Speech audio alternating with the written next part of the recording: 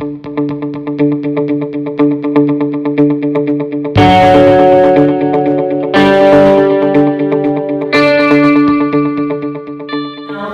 infrastructures are a very key element to understanding how public spaces, how cities are developed, how citizens interact with their cities, how does it impact on their mobility, on their safety. This project, which is going to be taking place in 2 cities in Kerala, will provide very relevant data from both a quantitative perspective as well as a qualitative perspective. This will help us work with the key stakeholders in Kerala, both government and non-government, to try and improve public spaces. We hope that the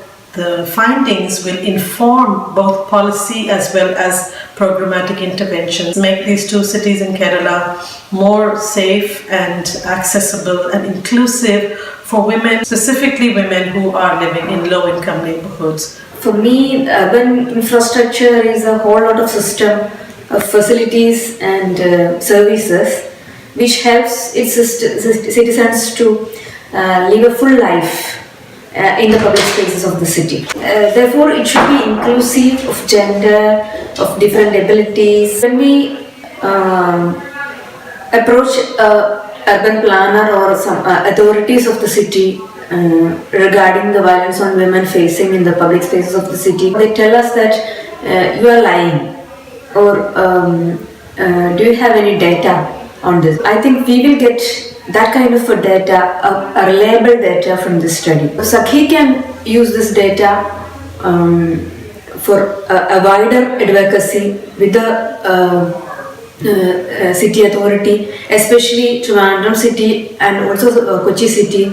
Both are in the initial stage of its smart city initiative. In humanitarian response, we work with, as GBV specialists, with shelter specialists on looking at cities, on how the infrastructure of certain places and how we can rehabilitate structures can impact on protection. From my side, what is really important is to see how we can learn from all these digital technology and adapt it for our very limited resources in terms of humanitarian work, and try and think of new and innovative ways to combat violence against women. But I was primarily here today to talk about our work on women's rights online and the network that we have that spans 4 regions across the world in Global South. And our partners do really great work around access and use for women, starting with our digital gender audit gap back in 2015, and where one of our main findings was that out of the 10 cities that we've researched, only 50% of women in urban low-income settings were online, and out of those, only 30 to 50% had an active voice on online spaces. Being here today was interesting to kind of bridge the gender-based violence that happens offline to that what happens online, and the importance of advocating and working with gender-responsive ICT policies and make sure that the digital infrastructures and the spaces that are available and are in place or that are lacking will progress and get better over time with the right policies,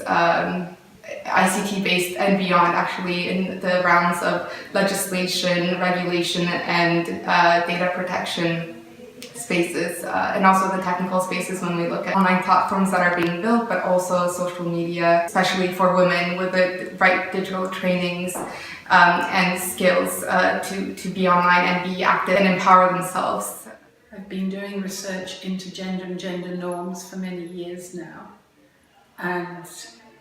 one of the ways I do this is by asking people in communities what it means to be a man and a woman, have them write it down, and then work with them rather to use what they've written down to analyse their own gender relations and gender norms. A number of these norms then relate to how violence is carried out, who is allowed to be violent and under what terms, and it's usually men that are allowed to be violent. Gender norms don't usually allow women to be violent.